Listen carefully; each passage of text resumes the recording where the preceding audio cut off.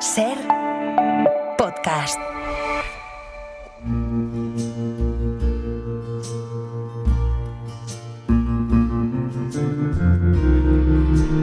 Tabla de mareas. Las voces del mar.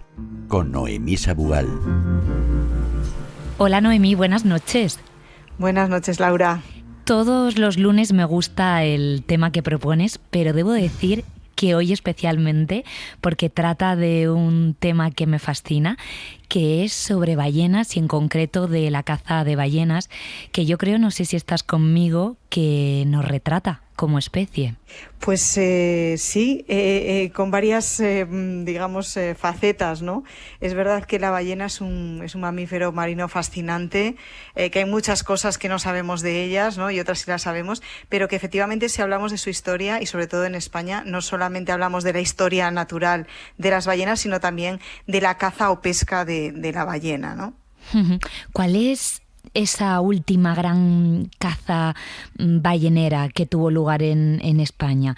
Porque no hay que irse muy lejos en la historia, yo creo. No, nada lejos, a 1985. La verdad es que cuando pensamos mucho en la caza de la ballena, y sobre todo dependiendo de las zonas en España, pues a veces se piensa más en cosas más antiguas, ¿no? Y es verdad que es una historia que se remonta, por lo menos sabemos que a la Edad Media, porque ya en el siglo XI hay documentos sobre la caza de ballenas. Pero esta historia llega antes de ayer, llega hasta el 21 de octubre de 1985, como decía, cuando se cazó o pescó esa última ballena, que fue únicamente son 2 meses, quiero decir, son 2 meses antes de que entrara en vigor la moratoria internacional que prohíbe la caza comercial de ballenas en 1986.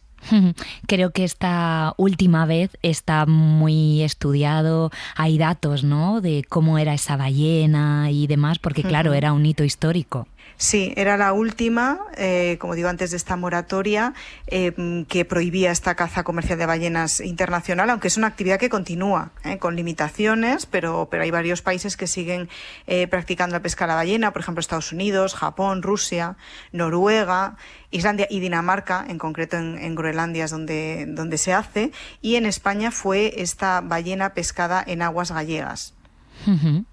Y creo que precisamente en este campo, buceando en este tema, diste con nuestro invitado de esta noche.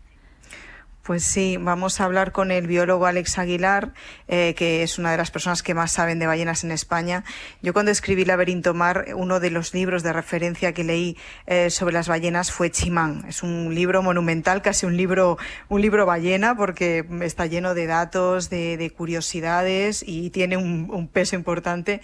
Y está escrito por Alex Aguilar, que además, él conoció muy bien toda esta caza de la ballena también en España, porque en la playa de Caneliñas, donde se llevó esta última ballena, este rorcual común, esta hembra de rorcual común que fue la última ballena, allí él estuvo también como biólogo. Ahí estuvo la última factoría ballenera en España, de hecho está, porque quedan un poco los restos, y toda esa carne se llevaba a Japón, fíjate. Y tiene un libro muy interesante que se llama La huella ballenera, en el norte de la península ibérica, donde desvela los restos que quedan de esa actividad de la caza de la ballena, además de hacer un repaso histórico. Alex nos está escuchando. Alex, buenas noches. Hola, Laura y Noemí. Bueno, buenas noches y encantado de estar con vosotros en vuestro programa. Para nosotras también es un placer. Antes de nada, ¿a ti esto de la historia de las ballenas, el interés por la historia de las ballenas, de dónde te viene? Bueno, a ver, yo soy biólogo, a pesar de que algunos de los libros que he escrito son libros en realidad de historia, pero yo empecé, me aproximé a las ballenas desde una perspectiva puramente biológica para comprender, cuál era el impacto de la explotación en la población de ballenas que se estaba en aquellos momentos, pescando. Pero claro, cuando te encuentras con una especie o con una población que lleva siglos de explotación, es imposible entender la biología de la población, entender su demografía, si no profundizas, digamos, en la historia de explotación. Y entonces, por este motivo, empecé a trabajar sobre la historia de la pesca ballenera. Y al final ha acabado siendo una de mis especialidades. Yo diría que casi tu especialidad máxima, por lo menos en lo que concierne a la literatura, ¿verdad, Alex? Sí, es verdad que a nivel, de libros publicados, es verdad que sobre todo he publicado libros sobre historia de la pesca ballenera. Sin embargo, si nos vamos a los artículos científicos y los proyectos de investigación, muchos continúan siendo una hora de biología pura de las ballenas, saber qué es lo que comen, cómo se relacionan entre ellas, qué migraciones y cómo las realizan y a dónde van, este tipo de cosas.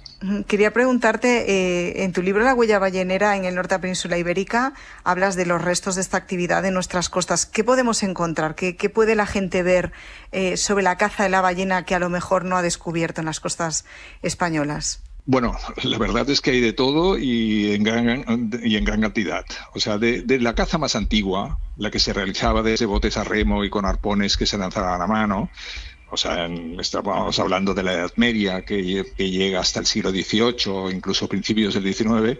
Nos quedan atalayas de avistaje de ballenas, escudos de armas de pueblos y de familias nobles que muestran escenas de caza ballenera, arpones, tinajas de aceite, antiguas casonas con vigas y dinteles construidos con mandíbulas y cosillas de ballena, e incluso algunos edificios antiguos que en el pasado sirvieron para el procesado o el almacenaje del aceite.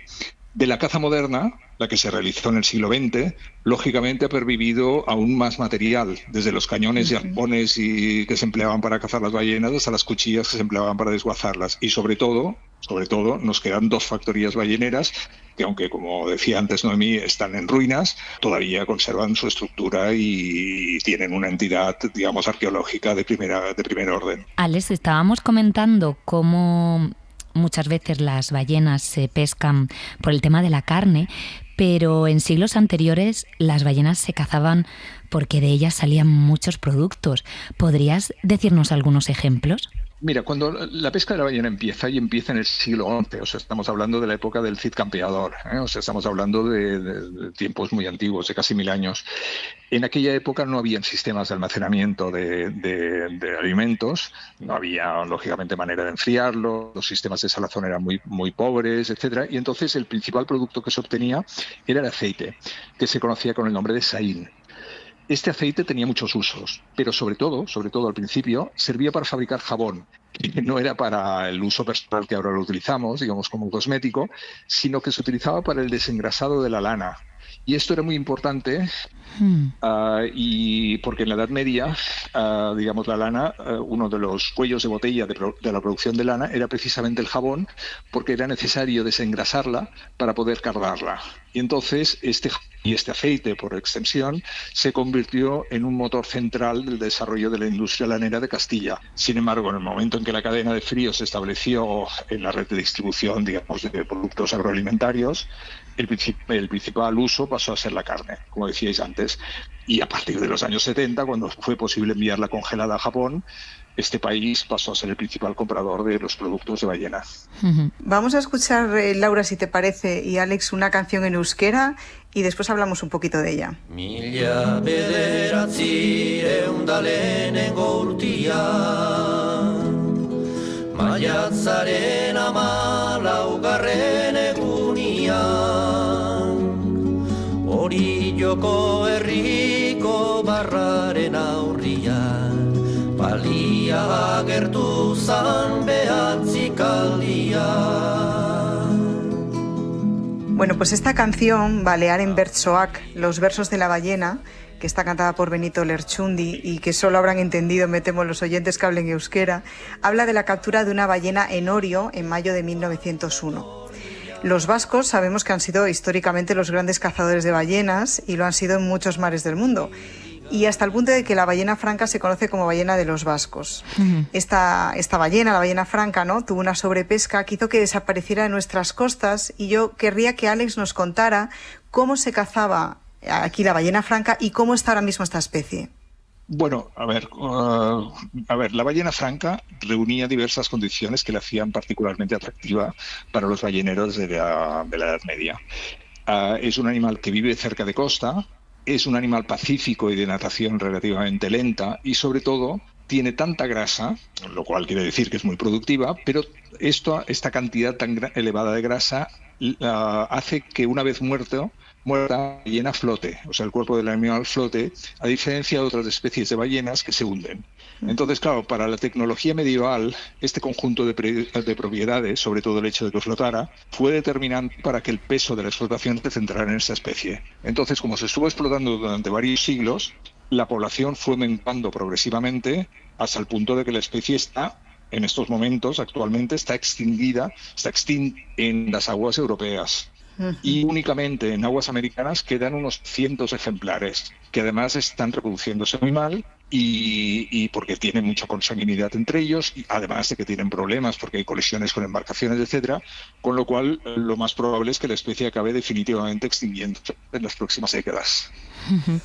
Oye, recuerdo que hace, no tantos años se levantó lo de que en Islandia se podía cazar vascos y creo que estaba relacionado con esta historia, ¿no?, de la caza ballenera. Exactamente. Cuando la población de ballenas empezó a caer en las aguas del Cantábrico, los vascos enviaron expediciones de diferentes lugares del Atlántico Norte. Pues hubo un año que cuando llegaron a Islandia esperando que los islandeses les proporcionaran, pues yo qué sé, carne de cordero, etcétera, una serie de alimentos, se encontraron que había sido un invierno muy, muy malo y que no podían darles el alimento porque si no se quedaban sin los islandeses. Entonces ellos, pues los vascos que necesitaban aquello para comer, pues un poco resolvieron el asunto un poco a tortas y maltrataron, por decirlo así, le robaron a los islandeses los productos que necesitaban. Entonces estos islandeses le pidieron al rey Cristian de Dinamarca, que entonces era el rey que gobernaba sobre Islandia, le pidieron autorización, le explicaron lo que pasaba y le pidieron autorización para reprimir a los vascos, y el rey Cristian les dio una autorización para aplicar la pena de muerte a los vascos, exclusivamente a los vascos, porque entonces la pena de muerte estaba prohibida en Islandia. Entonces, esto se hizo así, de hecho hubo una matanza de vascos, pero luego la situación volvió a la normalidad. En los años siguientes los islandeses continuaron recibiendo, los balleneros vascos con buena sintonía, y la ley quedó archivada en un cajón y nadie se volvió a acordar de la ley, con lo cual estaba en vigor. Y entonces ahora hace unos 10 años, un historiador danés descubrió esta normativa en el cajón y dijo, pero si esto todavía está en vigor y todavía es legal matar vascos, el rey utiliza la matanza de vascos. Y entonces, se hizo una ceremonia, en desagravio y para cancelar, la normativa. Noemí, nos queda tiempo para una última pregunta. Sí. Bueno, muy curioso esto de los vascos. Además, hay que decir que hubo descendientes tanto de los que fueron, asesinados como de la otra parte, ¿eh? Es una cosa muy curiosa. Pues quería preguntarte ahora mismo, Alex, cómo están las distintas especies de ballena y sobre todo, más bien, las que podemos ver un poco desde las costas de nuestro país. ¿Qué ballenas se pueden observar y a qué lugares pueden ir los que quieran descubrirlas? Mira, a diferencia de la ballena vasca, que está muy mal, y quizás de la ballena azul, que también no es que esté tan mal como la ballena vasca, pero también está muy reducida, las especies se han recuperado bien. La ballena jorobada, por ejemplo, y el rorcual común, que es la especie más abundante en la península ibérica, en estos momentos está perfectamente recuperada y está a los niveles, similares a previamente la explotación. Entonces, es un animal que es relativamente abundante. Es verdad que vive un poco más lejos de costa, no es como la ballena franca, sino que vive en aguas un poco lejanas, pero aún así se puede ver prácticamente desde toda la península ibérica. Hay compañías, que se dedican al turismo ballenero de whale watching en Asturias, en Cantabria y en Galicia. Las hay también en el estrecho de Gibraltar y también en el Mediterráneo, en Valencia, por ejemplo, y en Cataluña. Pues Alex, muchísimas gracias por estar con nosotras esta noche, biólogo y autor de La huella ballenera en el norte de la península ibérica. Muchas ganas de entrar en detalle y sumergirnos en tu libro. Gracias por estar con nosotros aquí en El Faro de Verano. Muchas gracias, Alex, por acompañarnos en esta tabla de mareas, que siempre es un placer. Adiós, hasta ahora. Y Gracias. Noemí, ¿te parece que te despida con una canción de los Beatles? Porque si no recuerdo mal, los Beatles hicieron campaña y donativo a favor de evitar la caza de ballenas. Eso es, dieron $5.000 a Greenpeace para financiar una campaña contra la caza de ballenas en Galicia, precisamente. O sea que fíjate qué cosas más curiosas tiene la historia de la caza de la ballena. Pues con esta música te despido, nos escuchamos la semana próxima. Un abrazo. Para no perderte ningún episodio, síguenos en la aplicación o la web de la SER, Podium Podcast o tu plataforma de audio favorita. Un abrazo.